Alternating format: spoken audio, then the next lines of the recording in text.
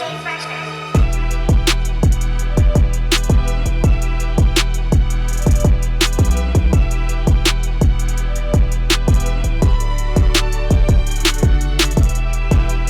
I'm gonna be showing you guys a breakdown of how I made this beat, and you guys can also follow along because I'm gonna have the project files in the description where you can just download it for free. And we're gonna be talking about how to chop your samples and some sample tips, and then we're gonna get into our drums, a bit of layering, then the 808s, and then we're gonna go over some variations that we can put together in our arrangement in song mode. So it's gonna be a jam-packed video. Make sure you stay tuned into the whole thing so you can really learn a lot. I do have timestamps in the description as well, and just so you guys are aware, I do one-on-ones. So if you feel like you need further help, and if you feel like I'm going too fast, just lock in with me. But let's get to it, man. The first thing we're gonna do is access that project folder that we just downloaded, and you can access the browser menu by double tapping menu, or you can do shift and menu. Shift and menu might just be a lot easier. Then you will see the Akai MPC sampling tutorial on your SD card. Now, if you don't know where to get to your SD card, all you have to do is just go to places, and then right under internal, your USB drive or your SD card should be right there, and then you can access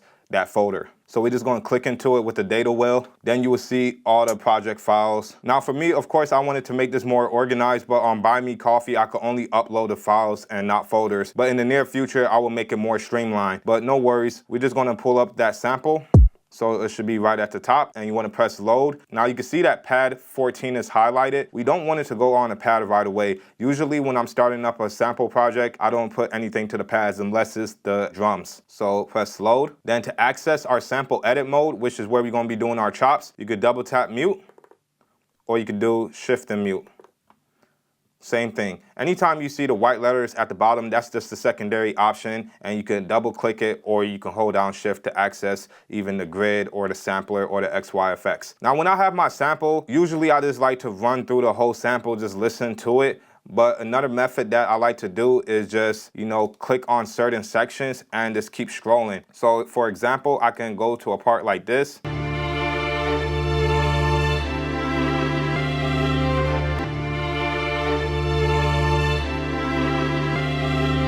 So you see what I'm doing. I could just be jumping the parts, and then I could find that other bar that would just match that. And that's pretty much how I just like to go around and just get a feel for what sounds good with each other. And you could just count from a certain transient. So we could be like 1, 2, 3, 4, 1, 2. So you could chop it up that way. But for me, how I found that first chop was just by skimming through like this. And in the captions, you could just use these starting points to just get there faster. So let's just type in those numbers. So the starting point is going to be 3835399. And then we could type in the end, 3978259. So now we have that chop. Now another thing I like to do is use the tune function. Even though, yes, it does change the tempo and the pitch at the same time, that can be very convenient, especially if you have a slow sample or if you have a fast sample. You can use the tune to, bring it to a tempo that you like versus just going to process and then going to pitch and then changing it from here, and it will maintain the tempo doing it from here. I have a whole video about that. For this track, it sounds a bit slow, so we're just going to go up.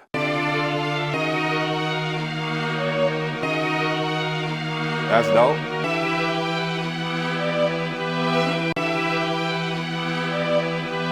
And once you find a tune that you like, you can see if it looped properly by just pressing pad 16.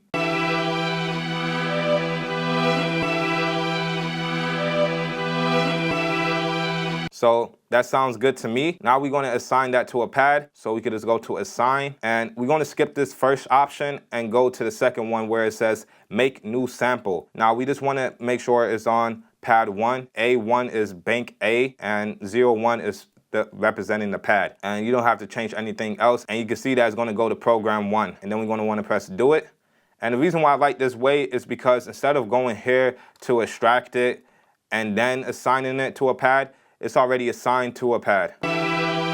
And it's also extracted. If I scroll over, that's the original, and this is the new sample chop. So we could just name that by clicking on that keyboard. Now we can find the tempo to that sample because it's not the same as the original since we changed the tuning. So at first the original is 94 and now we just gonna find a new tempo for it. And the way I like to do that is using this tap feature right here, and I'm just gonna play along with hitting the pad and finding that tempo. You can see it may jump around a lot when you do it. You just want to pick the consistent number, and the consistent number was around 166, so we could just put that in there, press do it, and then we could just record that in.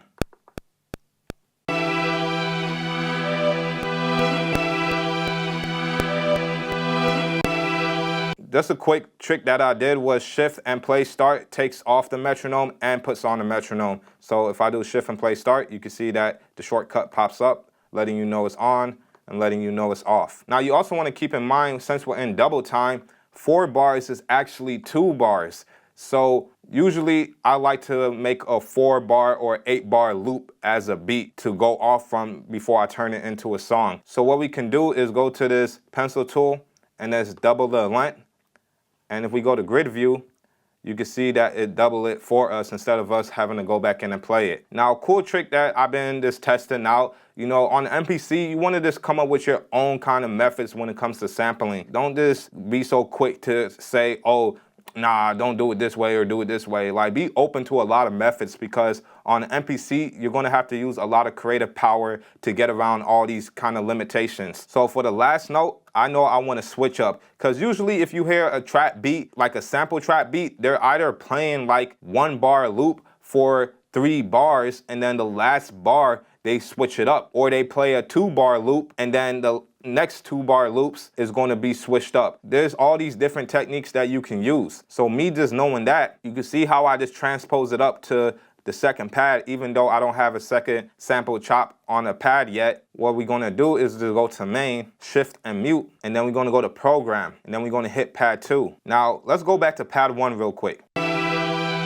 If you're on the program tab in sample edit mode, not trim, if you're on program right here, you want to be careful when you're finding your chops because you're essentially assigning it to a pad. If you're not looking and you switched it, this is how you may come across the issue of something being overwritten. So you just want to be careful. Make sure chop 1 is on pad 1, go to pad 2, and we can go back to that original sample. The trick is, since we already have pad 2 in the MIDI, double click main to get to the grid view, you can see it right there. We can see what could fit right there just by playing it.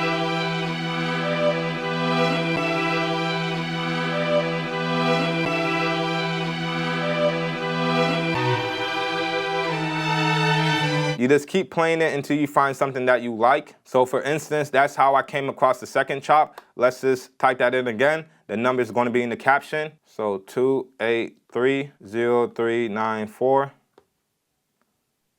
Feel free to find another chop if you like. 29819. So essentially that's what I did until I came across this point. So let's just play it.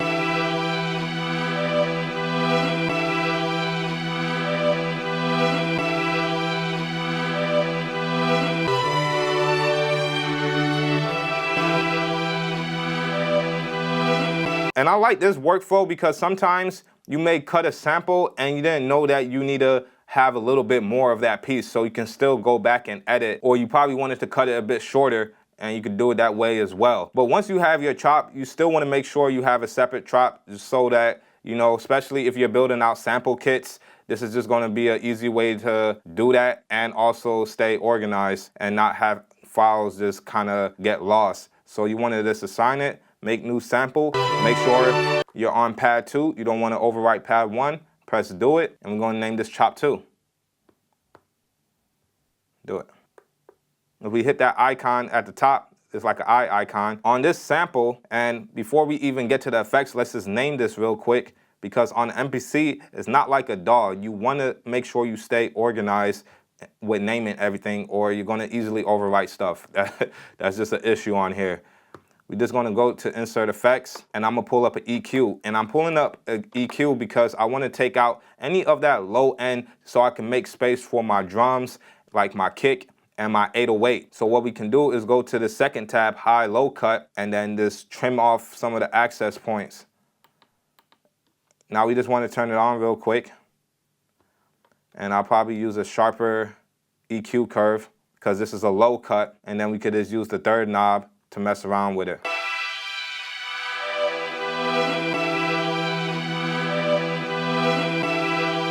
So I'm just going to cut anywhere between 100 and 200, and the reason why I chose that, because if you only cut from like 62, you're still in the bass spectrum, and you still haven't even reached the kick spectrum, which is, the kicks is usually hitting around 100 hertz. So if you just want to move your sample out the way, you just want to make sure you just cut it already.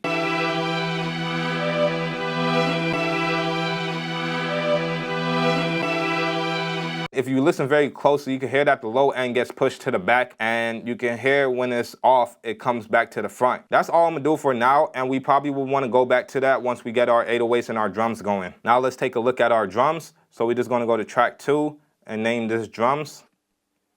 You wanna make sure you hit the plus so you can add a new program, and then you can name that drums. And then if you go to sample assign, you can see up here, you're in the drum program, and you can also switch and you can see you're in the sample program now. Just always keep that in mind. And then for the kick, we could just load the kick on the first pad. And then the snare, we could load that on the second pad. And then a hi-hat on the third pad. And then an open hat on the fourth pad. And then we're gonna wait with that clap, and I'm gonna show you why in a second. What I like to do is just start off with a hi-hat pattern. So typically I would just do like an 8-note step, something like this. But instead you can just easily do that by double-clicking note repeat, because you can see it has the white letters under the bottom which says latch. That way I don't have to hold on note repeat and hit the pad at the same time. I could just hold down on the pad, and I just want to switch this to 8-note.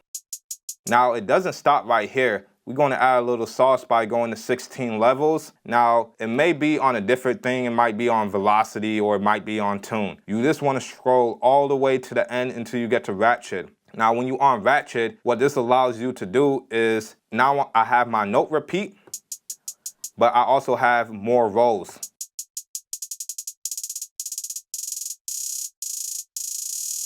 Versus just doing it from here, you can see I only have like, 3 options. And I could still use triplets as well.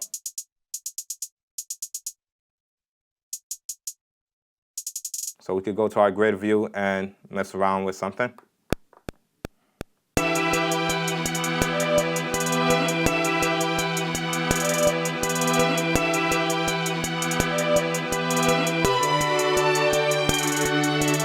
So that's nice. And I just want to turn down the sample a bit.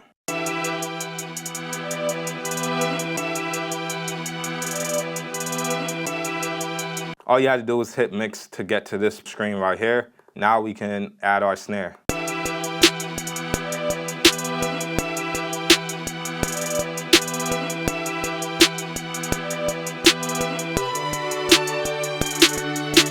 So now we can go in, just do our open hats.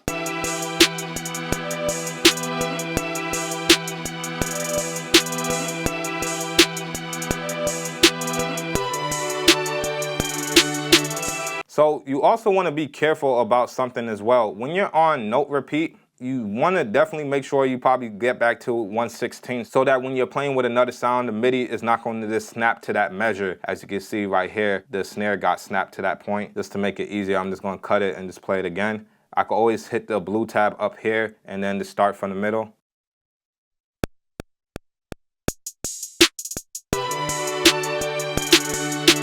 All right, so that's cool. So now we're just going to add in our kicks.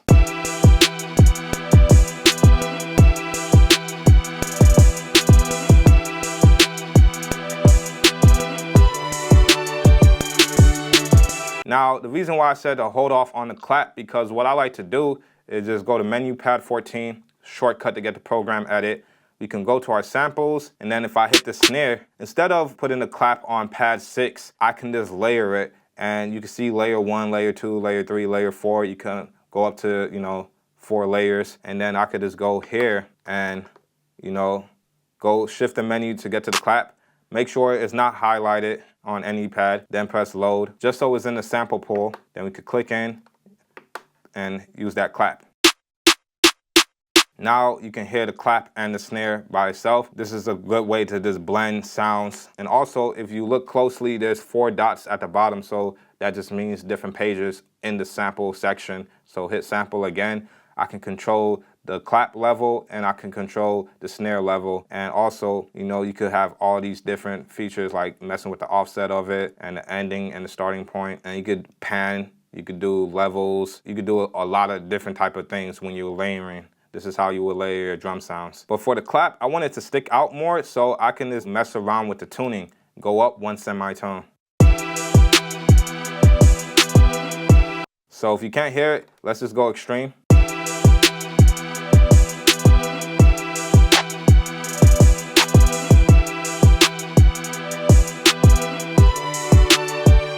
That just makes the snare more crisp just by doing something like that. Versus, you know, putting it on a whole different pad. You could do it that way, but this way just seems a bit faster. And I also want to mess with the tuning for the kick as well, so we can just play it.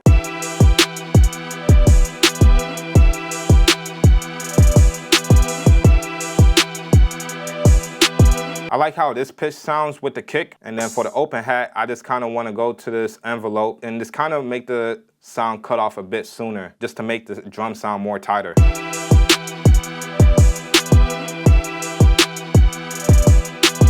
You see? That's too tight though, so let's just pull back.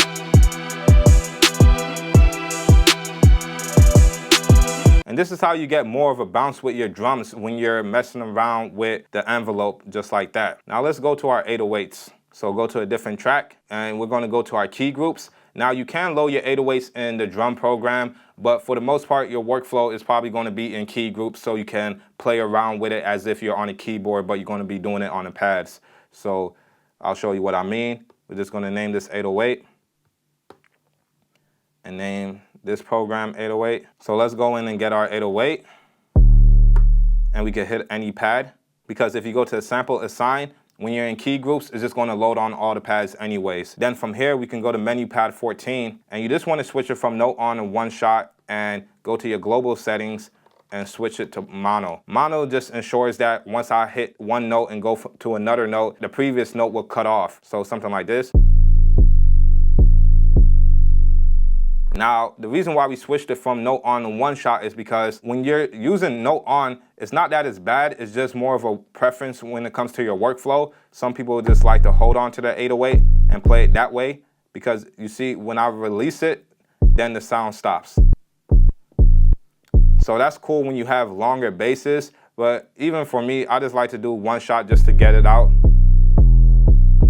and move around a bit faster. Now we can do shift and 16 levels to bring us to pad perform. Now, if you're not familiar with pad perform, I have a whole video going over in depth how to use it and the music theory behind it, but we're just gonna go to notes and we're gonna change the key from A minor all the way to E minor. You may have seen, if we go back to sample edit mode, now you can't access sample edit mode while you're in key groups, so just make sure you're on the program, drum program.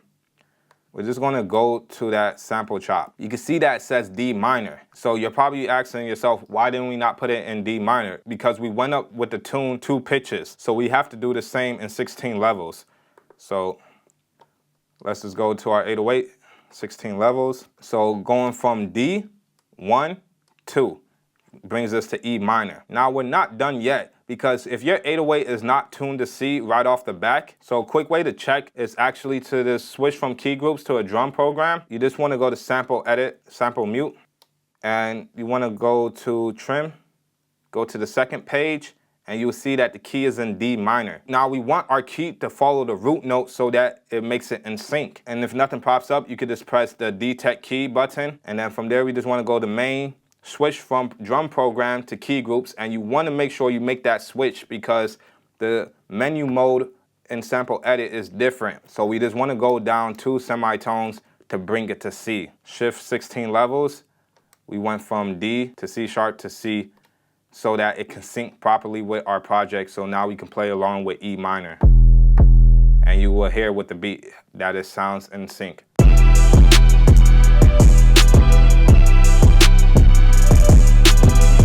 So I like that. I'm just going to turn down the 808 a bit.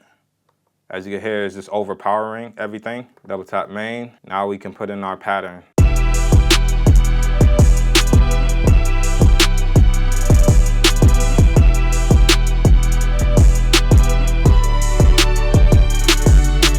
When it comes to you figuring out patterns, like I said, the best idea is just to mumble out a flow or have an artist with you in the room, and then the artist is rapping while you're just punching in all the 808s, and you'll find those pockets, man. So now we have the basic foundation of a beat. Now let's say I want to really turn it into a song, build out the intro and the outro and the hook and the verse. Now, if you've been liking this video so far, make sure to leave a like and subscribe to the channel if you already not. And also, just so you're aware, if you like all the tips that I've been giving out in this video and the tips on my YouTube shorts, I do have an ebook that is out, which is volume 1 of all the YouTube shorts combined and organized for you, and it helps support the channel. The link in the description will be there if you want to go check it out. Now back to the video, we could just actually name this the intro, and then just copy that sequence over, name the next sequence the hook, because usually in the song structure you have the intro, go into the hook, and then the verse, back to the hook, and then the verse again, back to the hook, outro. And it's up to you, you want to add bridges and pre-chorus. But for the most part, I'm going to just keep the simple structure. So I'm going to add the hook,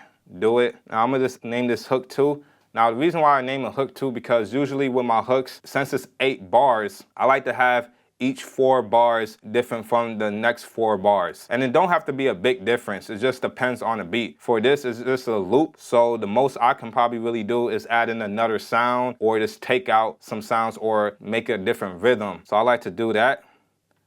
And then we can copy that sequence and then make a verse. Now, follow along. The way I like to organize my verses, just like how I said, I like to split my hook in 2. So going from 8 bars, splitting it into one set of 4 bars and another set of 4 bars so that they sound different from one another. I do the same with my verses, and usually I make my verses around 12 to 16 bars. And the only time I probably do 8 is if it's a real clubby song. If it's 8, I still do it like the hook, have one set of 4 bars and another set of 4 bars, so the verse is interesting. And if I have 12 bars, I just split it into 3 sets of 4 bars. So one set of 4 bar, and then a second set of 4 bar, then a third set of 4 bars, so that it still keeps the listener engaged when you're having different sections with different variations. And if you want to do 16 bars, I don't want to get so crazy with the switch up with the verse. You can, but if I have 16 bars, I'll probably just make one set 8 bars and then split the 2 set into 4 bar sections. So another 4 bar and another 4 bar and then an 8 bar. And that's how you have your 16 bar loop. So I'll probably just do a 16 for right now. So go back in and then do verse 2, but it's not verse 2, it's just the second part. And then verse set 3. Then I'll go back in, then I name it outro. So now if we go to menu and song mode, you can see that is in organized fashion. Intro, hook, hook part 2. And then the verse, the second set of the verse, the third set of the verse. And then we can repeat our hook and lead us to our outro or the second verse. We'll get back to that. So starting off with the intro, all you want to do is just mute the 808s and the drums so that you could just have the sample play. Now you could just have the sample play like that, but if you want to be more interesting, you just want to find something that sounds like it's going into something. Boom. It could literally just drop like that. But let's actually go to the starting point that I find. Once again, look in the captions and just follow along. We could do 5, 8, 1, 3, 103. That's the starting point. And then change the ending point to 6, 2, 4, 6, 7, 8, 0. And this is how the intro would sound. Boom. Now the intro is not 8 bars, it's actually 6 bars. Now when it comes to the intro, you don't have to worry about how long the sequence goes. You don't have to have a perfect number like 8 or 16. Like it could literally just be 6 bars. But as long as it sounds like it's leading into something, it's going to sound all right. And assign that to the pad 3, not pad 2 or pad 1. We don't want to overwrite anything. And then that way we will still have our intro chop. We could just name this intro. And the reason why I still want to have it extracted is because I actually want to fade in the intro. So let's bring our endpoint closer to the beginning. So it could be anywhere right there. You can mess around with it, press process, go to fade in, and then you just have that tail to fade it in now. All right, and then also what I can do is shift and menu, and I could just pull up my tag. And yes, I'm putting it on the sample program, but that's fine because I'm only using the bottom parts. I'm not going to probably even get to pad 12. So having it up here will be fine, especially for the intro. This is why you want to split your sequence like this so that you could just be more organized. So let's just record this in.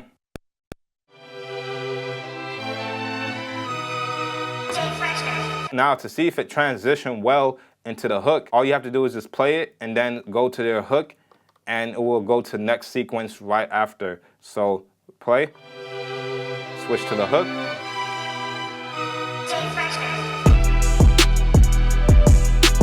So that sounds good to me, and you could always make the transition a lot more smooth by adding more air candy if you like, but this is just the basic of getting your song structured. Remember, since we're in double time, 8 bars is 4 bars, so we're going to go to our second hook. We're going to see what else we can add. Maybe we can add an effect, or we could go into our drums and let's just look, maybe even take away the open hats in the first section of our hook. So let's just go to main, go to hook, go to our drums, hit the open hats, and then just cut it. Let's just hear how that would transition into hook part 2.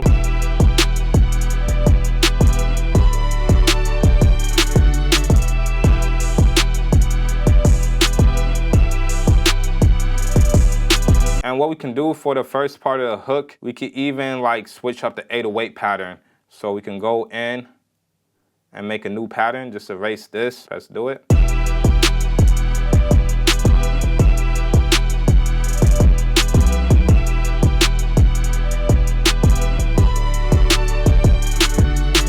Just a little switch up. We're coming along. The hook is sounding pretty nice. For the first part of the verse, what we can do is just simply just even take out the drums and the 808 and probably even mess around with the mute. So let's do something like this.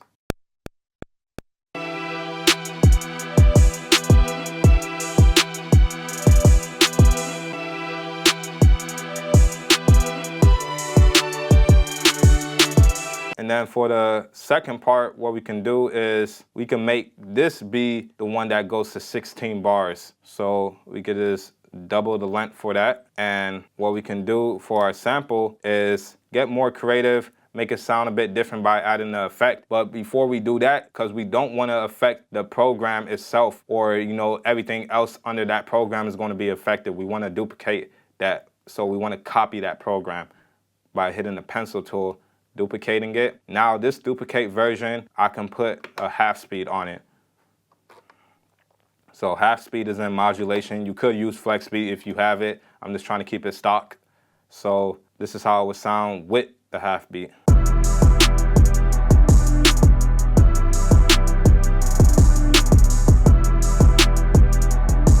So that sounds fire, man. And then for the drums, I think I just want to take out the open hats for that.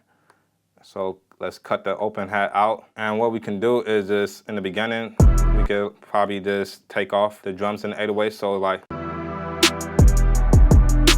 I kind of just like that vibe. It just kind of pulls you back into the beat. And going back to the first part, I probably don't like that one mute that I did. So I could go to list edit into the drums. I want to come down more. And I want to turn off this one. And that's how you essentially go through and find the mutes that you don't like. Just remember that this is when you turn it on in the beginning, and then you turn it off, and then we turn it back on over here. But I want to leave that one out, so it will sound something like this.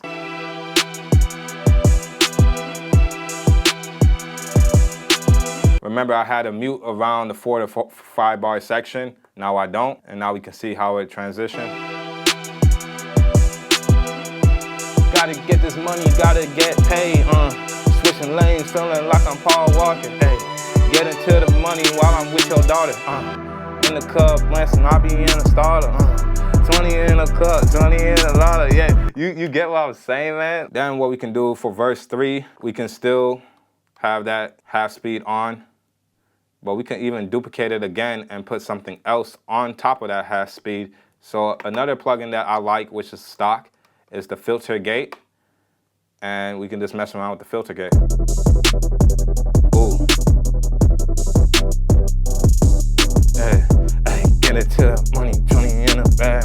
I just wanna try to buy this in a couple bags. And then from here, we can just grab our outro chop. So shift mute and go to our chop. And then once again, follow the captions, and we're just gonna type in our outro. And for the outro, just remember, find something that sounds like it's leading out of something. You know, you don't have to make it complicated. And you don't have to worry about the bars, as long as there's a starting point to your end point and an ending point to your end point. So we could assign that, make a new sample, put it on pad 4. We don't want to overwrite anything. Do it. And then outro.